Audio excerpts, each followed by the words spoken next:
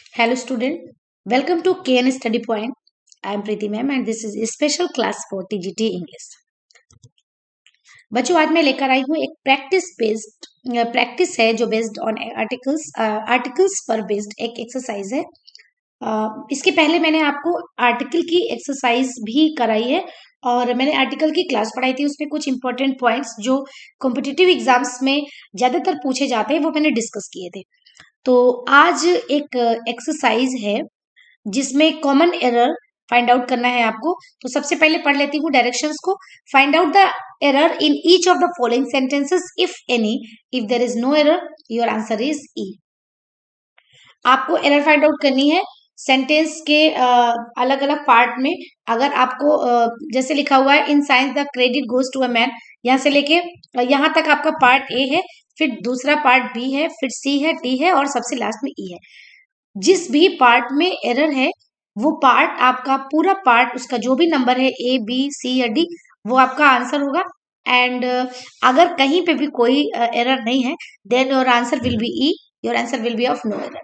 Okay, तो चलिए start करती हूँ। Question number 1, in science the credit goes to a man who convinces the world, not to the man to whom the idea first occurs।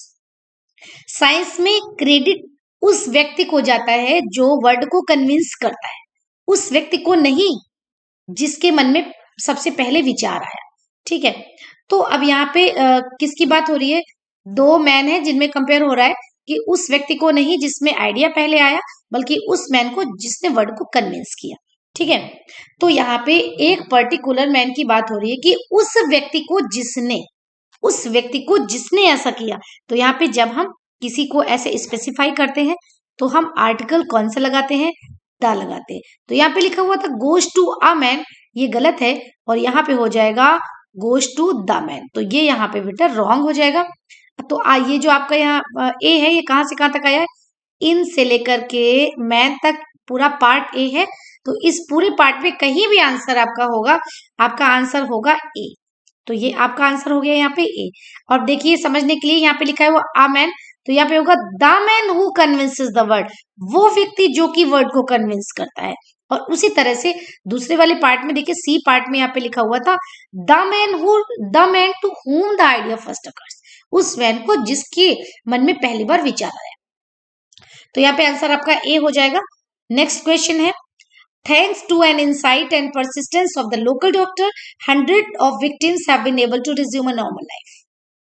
Thanks to an insight and persistence of the local doctor, कह रहे हैं उस सूझबूझ को, insight का मतलब होता है सूझबूझ, उस सूझबूझ और धैर्य को जो लोकल डॉक्टर की थी उसको धन्यवाद, क्योंकि उसकी वजह से क्या हुआ, 100 ऑफ विक्टिम, जो हजारों पीड़ित हैं, वो आज अपनी एक नॉर्मल लाइफ, एक सामान्य जीवन जी रहे हैं। ठीक है, तो देखो यहाँ पे उस डॉक्टर की सूझबूझ की बात हो रही है, यानी किसी खास व्यक्ति की सूझबूझ।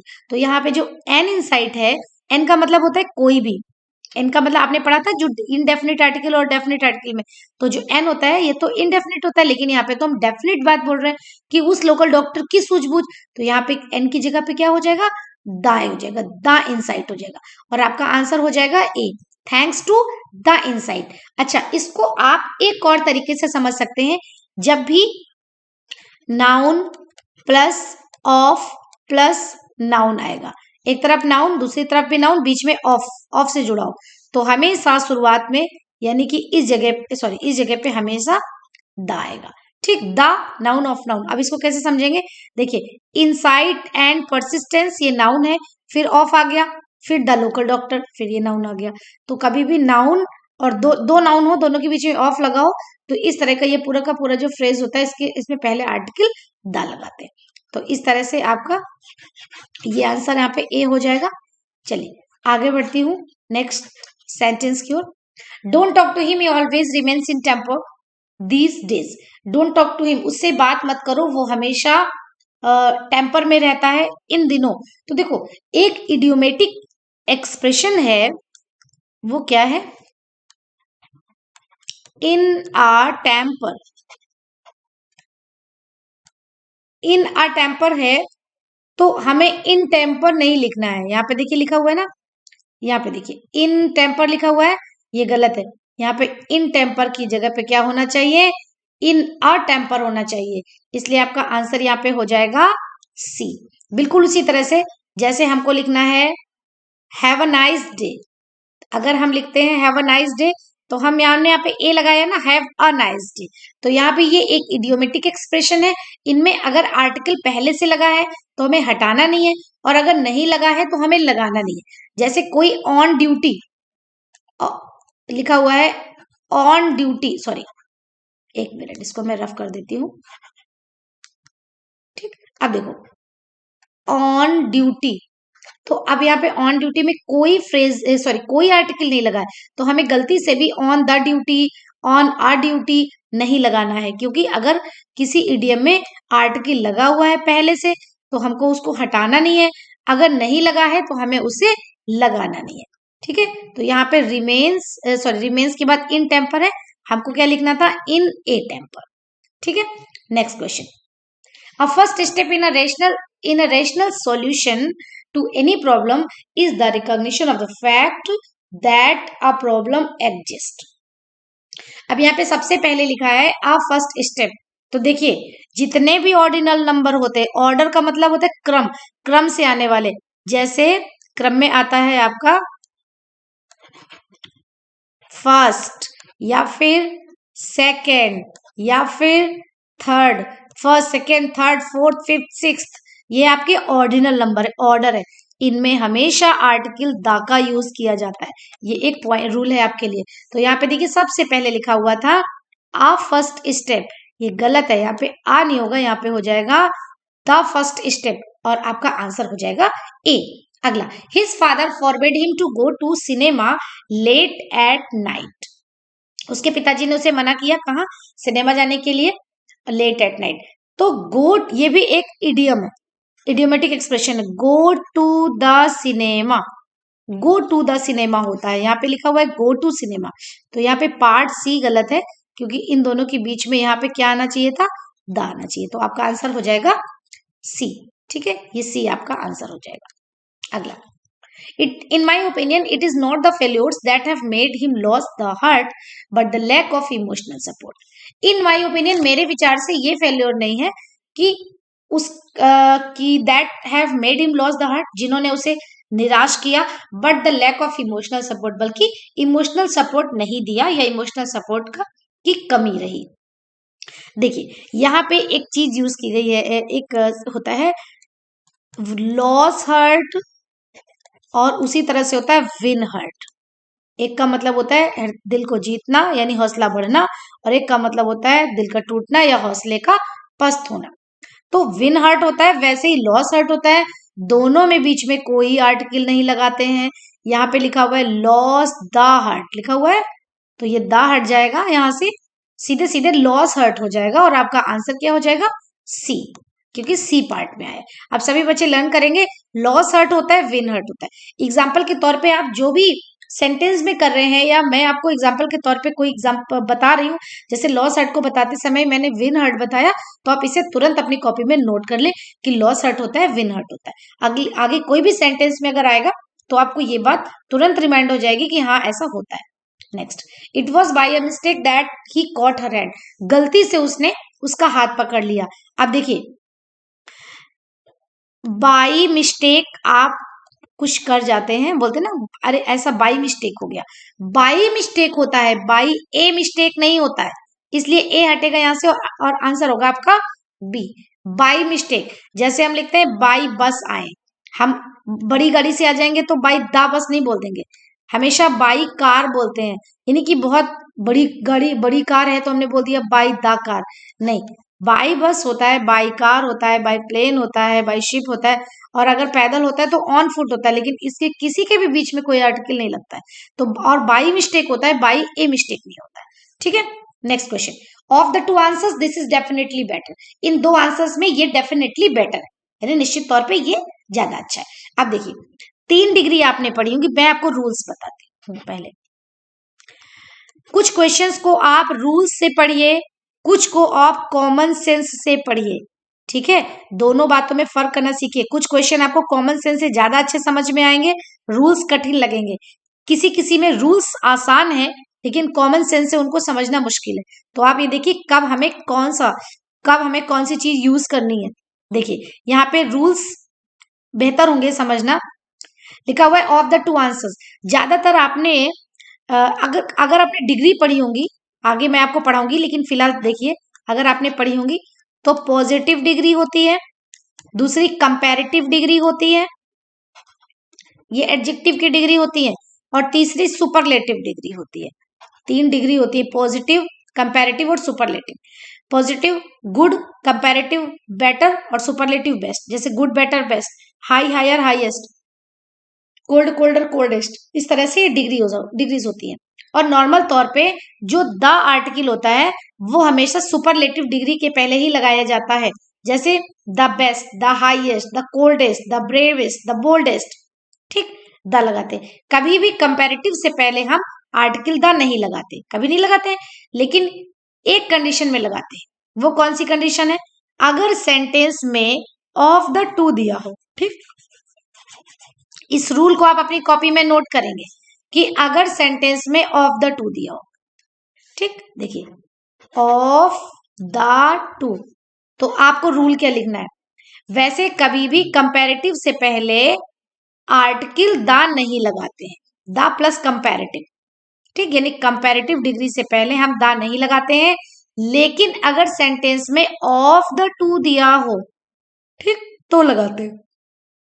ऑफ द टू दिया हो तो लगाते हैं। अब यहाँ पे देखिए लिखा हुआ था, सबसे पहले लिखा था ऑफ द टू, और यहाँ पे केवल बेटर लिखा हुआ है। सबसे लास्ट में देखिए क्या लिखा हुआ है, लिखा है बेटर, जबकि बेटर के पहले होना चाहिए द, यानी आंसर हो जाएगा यहाँ पे द बेटर। ठीक, बेटर कंपैरेटिव डिग्री है, इसके पहले हमें द लगाना है। आमतौर पे कंपैरेटिव से पहले द नहीं लगाते हैं, लेकिन अगर सेंटेंस में ऑफ द टू दिया हो तो लगाते हैं, और यहाँ पे ऑफ द टू दिया था इसलिए हमें द बेटर करना है, इसलिए आपका आंसर हो जाएगा डी। अगला, after returning from the jail he has abandoned all the criminal activities and is determined to lead a simple life। यानी जेल से वापस आने के बाद उसने सारी क्रिमिनल एक्टिविटीज छोड़ दी है और वो एक सिंपल लाइफ जीने के लिए डिटरमाइन हो चुका है। तो देखो, अब जेल, कुछ चीजें समझ लीजिए, जैसे चाहे वो जेल हो, चाहे वो स्कूल हो, चाहे वो चर्च हो, चाहे वो टेम्पल हो, इन जगहों पर अगर कोई व्यक्ति नॉर्मली जाता है, जैसे जेल में अपराधी, स्कूल में विद्यार्थी, चर्च और टेम्पल में पुजारी, यानी अपने विशेष कार्य के लिए जा रहे हैं। जेल में किस लिए जाते हैं? क्योंकि उनको पनिशमेंट मिला हुआ है। स्कूल पढ़ने जा रहा है, चर्च और टेम्पल पूजा करने जा रहा है, तो फिर हम इनके पहले आर्टिकल द नहीं लगाते हैं। ठीक, गो टू स्कूल लिखेंगे, गो टू द स्कूल नहीं लिखेंगे, गो टू चर्च लिखेंगे, गो टू द चर्च नहीं लिखेंगे। लेकिन अगर किसी अदर काम के लिए है तो फिर हमको वहां पे द लगाना पड़ेगा। अभी सेंटेंस में जो जेल जा रहा है, जेल से वापस आ रहा है, वो कौन है? अपराधी ही है ना, क्रिमिनल है, उसी की बात हो रही है। तो यहाँ पे होगा फ्रॉम जेल, फ्रॉम जेल होगा। यहाँ पे फ्रॉम के बाद में देखिए ध्यान से द लिखा हुआ है, ये द यहाँ पे हट जाएगा और केवल फ्रॉम जेल बचेगा। तो आपका आंसर हो जाएगा बेटा B, after returning from jail. अब याद रखेंगे, गो या गो जाना या आने की बात हो रही है तो हमें इनके पहले आर्टिकल द तभी लगाना है जब इनका पर्पज सामान्य नहीं होगा, कुछ और होगा। Little knowledge of music that he possessed proved to be a boon for him when he was utterly helpless। Music का जो भी थोड़ा बहुत नॉलेज उसे म्यूजिक का था, उसके पास था, वो उसके लिए एक वरदान साबित हुआ जब वो बहुत ज्यादा असहाय था। अब देखो, जब भी लिटिल आएगा तो इसको 2-3 तरह समझिए। एक होता है आपका लिटिल, दूसरा होता है आपका आ लिटिल, और तीसरा होता है आपका द लिटिल। ठीक, इसमें कोई आर्टिकल नहीं है, इसमें ए आर्टिकल है, इसमें आर्टिकल है, इसमें द आर्टिकल है। आप इनको आर्टिकल के हिसाब से समझिए या ऐसे समझ लीजिए, एक होता है लिटिल, एक होता है आ लिटिल, एक होता है द लिटिल। ठीक, लिटिल का मतलब होता है बहुत ही कम, ना के बराबर। आ लिटिल का मतलब होता है कम, और द लिटिल का मतलब होता है जो कुछ भी थोड़ा बहुत है वो सब। यानी कि इसमें द लिटिल में ऑल का सेंस आता है। आपके पास 10 रुपए हैं और आपने 10 रुपए किसी भिखारी को दे दिए, 10 ही रुपए थे, 10 दे दिए, तो आपने द लिटिल दिया, समझिए। लेकिन आपके पास 1000 रुपए थे और आपने उनमें से 10 रुपए दे दिए, तो आपने द लिटिल नहीं दिए, आपने आ लिटिल दिए, मतलब दोनों का मतलब है आपने थोड़े दिए, लेकिन आपने दोनों में 10 ही 10 रुपए दिए, लेकिन जब आपके पास 10 ही रुपए थे और आपने 10 दे दिए, यानी कि आपने जो कुछ भी थे वो सब के सब दे दिए, यानी ऑल का सेंस आएगा द लिटिल में। ठीक, अब यहाँ पे सेंटेंस क्या कह रहा है, जो भी कुछ उसे म्यूजिक की नॉलेज थी वो उसके लिए वरदान साबित हुई। तो यहाँ कहने का मतलब है उसको बहुत ज्यादा संगीत तो नहीं आता था, थोड़ा आता था, लेकिन जो भी आता था वो सब उसके लिए वरदान हुआ। ठीक है, तो यहाँ पे जहाँ पे लिखा हुआ है लिटिल नॉलेज, लिटिल नॉलेज का तो मतलब होगा बिल्कुल भी नॉलेज नहीं, तो यहाँ पे लिटिल के पहले क्या लगेगा, द। ठीक, द लिटिल, तो यहाँ पे आंसर हो जाएगा A. John suggested to his brothers, अगला क्वेश्चन है ये, that they should go to the school regularly and do their homework sincerely। अब देखो बेटा यहाँ पे क्या लिखा हुआ है, go to the school. John ने अपने ब्रदर से कहा कि वो रेगुलरली स्कूल जाएं और अपना वर्क सिंसियरली करें। तो यहाँ पे जॉन अपने भाइयों को स्कूल किस लिए भेज रहा है, पढ़ने के लिए ही भेज रहा है, कोई दूसरा पर्पस तो है नहीं। जब तक कोई दूसरा पर्पस नहीं होगा तब तक इनमें हम दा नहीं लगाएंगे। ठीक, तो यहाँ पे सही आंसर हो जाएगा गो टू स्कूल। तो पार्ट कौन सा है, सी पार्ट है, देखिए यहाँ पे सी पार्ट है, तो आंसर आपका हो जाएगा सी। अगला देखिए, I have been inform that doctor Sinha visits Patna the following month. ठीक है, तो यहाँ पे लिखा हुआ है, मुझे ये इन्फॉर्म हुआ कि डॉक्टर सिन्हा जो है वो विजिट करते हैं पटना को, कब विजिट करते हैं भाई, द फॉलोइंग मंथ में, यानी कि आने वाले मंथ में। तो इस सेंटेंस में कुछ भी गलत नहीं है, ये सेंटेंस बिल्कुल सही है। तो यहाँ पे हम लोग क्या करेंगे, no error. It is very difficult to point out the member of the creatures living on earth. It is very difficult, ये बहुत मुश्किल है पॉइंट आउट करना the number of the creatures, यानी जो प्राणी है, प्राणियों की संख्या इस धरती पर। तो ये सेंटेंस भी बिल्कुल सही है, इसलिए यहाँ पे आपका आंसर हो जाएगा, ये आपका आंसर है ई, यानी कि नो एरर।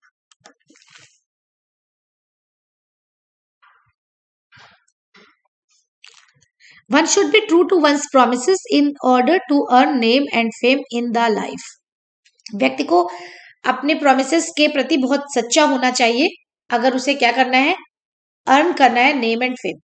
देखो इसमें एक चीज लिखी हुई इन द लाइफ, होता क्या है इन लाइफ, लाइफ में क्या होगा, इन लाइफ होता है, हमें ये जबरदस्ती का आर्टिकल नहीं लगाना है। देखिए जितने भी इडियम्स होते हैं या फ्रेजेस होते हैं उनमें एक या तो आर्टिकल होता है या नहीं होता है, अगर नहीं है तो हमें लगाना नहीं है और अगर है तो हमें हटाना नहीं। तो यहाँ पे सही आंसर क्या होगा, in life.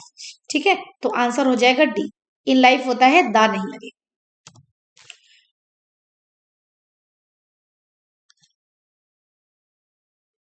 People in Darwin had become so accustomed to cyclone warnings that few of them paid any attention to the radio warning। People in Darwin, जो डार्विन के टाइम के लोग थे, हैड बिकम सो अकस्टम्ड, वो इतने ज्यादा accustomed थे, accustomed का मतलब होता है ना कि वो चीज मेरी आदत में आ जाती है। ठीक है, वो साइक्लोन वार्निंग से इतने ज्यादा अकस्टम्ड हो चुके थे कि फ्यू ऑफ देम, कि बहुत ही कम लोग, फ्यू अभी मैंने आपको बताया ना, फ्यू है का मतलब ना के बराबर, ना के बराबर लोग ध्यान देते थे रेडियो वार्निंग्स पे। तो यहाँ पे अगर यहाँ गलती से भी आ फ्यू या दा फ्यू होता तो ये सेंटेंस में गलती हो सकती थी, लेकिन यहाँ पे इन्होंने लिखा है फ्यू ऑफ देम, उनमें से मतलब बहुत कम लोग ध्यान देते थे, ना के बराबर देते थे। तो ये बिल्कुल सही है, यहाँ पे आंसर हो जाएगा आपका ई, यानी कि this sentence is of no error. All the staffs of this office hold the view that Mr. Sinha is very wise and an intelligent officer।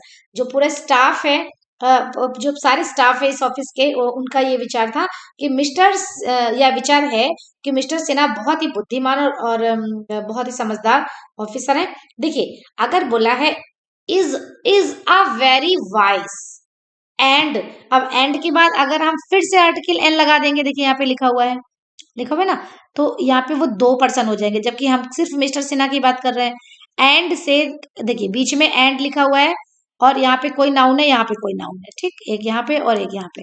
अगर दोनों में आर्टिकल लगा है तो वो 2 पर्सन होते हैं, और एक में आर्टिकल लगा है खाली, एक में नहीं लगा है तो वो एक व्यक्ति होता है।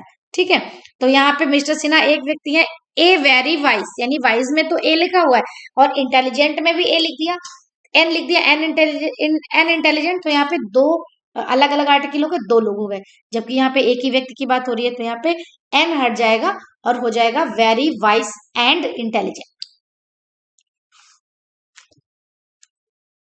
और आपका आंसर का जो पार्ट है वो पार्ट डी हो जाएगा। ठीक है, अगला, the tree in a forest must be properly counted and numbered and proper entries be made in the register. देखिए फिर यहाँ पे होता है इन रजिस्टर, हमेशा क्या बोलते हैं, इन रजिस्टर होता है। यहाँ पे देखिए जबरदस्ती का एक आर्टिकल एक्स्ट्रा लगा हुआ है, इन द रजिस्टर, तो यहाँ पे आंसर क्या हो जाएगा, D. We should spend a good part of the day in out of the door activities and games because staying indoors all the time is bad for health। ठीक है, we should spend a good part of the day, आ लगाते हैं, बिल्कुल ठीक है। in out of door, ये भी ठीक है। all the time, all time नहीं होता, all the time होता, ये भी सही है। तो यहाँ पे आपका कोई आर्टिकल की मिस्टेक नहीं है, यहाँ पे हो गया आपका आंसर, नो एरर। अगला, he used the mock epic style to depict a violence। तो देखो टू डेपिक्ट के बाद सीधे सीधे वो चीज लिखते हैं जो हमें डिपिक्ट करना होता है, कोई आर्टिकल नहीं आता। जैसे यहाँ पे लिखा इन्होंने टू डेपिक्ट वॉयलेंस, यानी कि ए यहाँ पे हट जाएगा, तो आंसर हो जाएगा डी, डेपिक्ट वॉयलेंस होता है।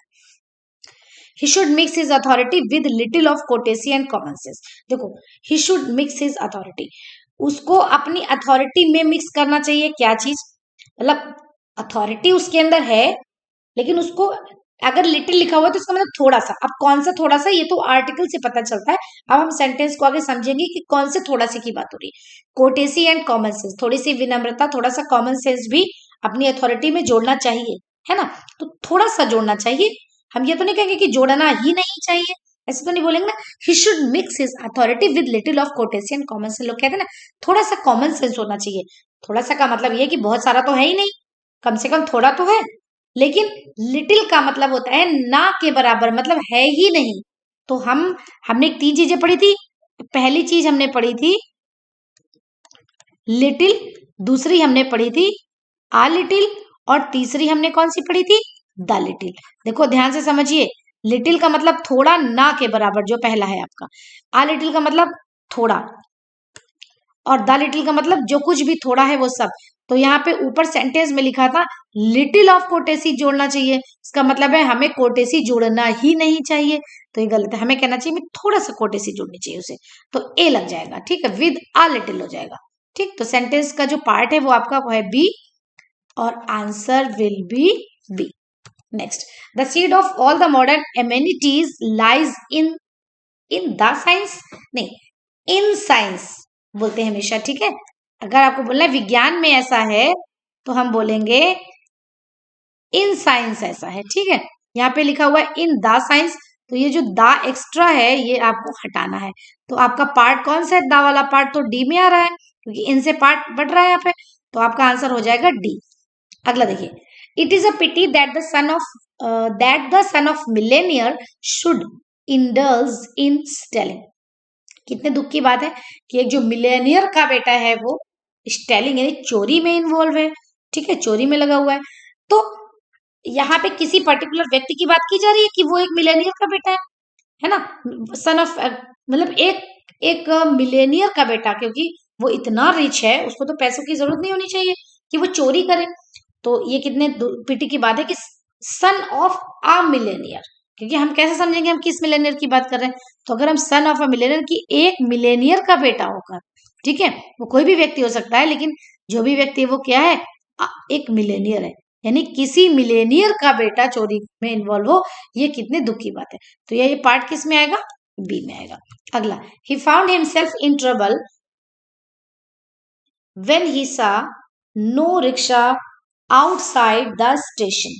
ठीक है, इसको ध्यान से फिर से देखेंगे, लिखा हुआ है कि ही found himself in trouble, in trouble, ठीक है ना, उसने अपने आप को ट्रबल में पाया। तो यहाँ पे अगर होती एरर तो इन अ ट्रबल हो सकती थी, लेकिन यहाँ पे इन्होंने इन ट्रबल लिखा है, और वास्तव में इन ट्रबल ही लिखा जाता है। ठीक है, मैं इसलिए बोल रही हूँ क्योंकि अगर प्रॉब्लम होती तो इस पार्ट में जरूर होती, लेकिन यहाँ पे इन्होंने बिल्कुल सही लिखा हुआ है, इन ट्रबल ही होता है, इसलिए यहाँ पे answer number sorry sorry sorry ये तो सही है, एक मिनट में इसको रफ कर दूं, ये सही है। अगर इन आ ट्रबल होता यहाँ पे तो हम लोग क्या करेंगे, यहाँ पे ई कर देंगे, ठीक है, ई मतलब no error. The Ganges is for North India, what Krishna is for South India. North India के लिए जो गंगा है, साउथ इंडिया के लिए वही कृष्णा है। तो जब द गैंग्स लिखेंगे तो कृष्णा में भी हम द कृष्णा लिखेंगे। यहाँ पे कृष्णा लिखा हुआ है तो यहाँ पे कृष्णा के पहले क्या हो जाएगा, द कृष्णा हो जाएगा यहाँ पे, इसलिए आंसर विल बी सी। अगला, he was an atheist but nowadays he goes to the church and offers prayers for us.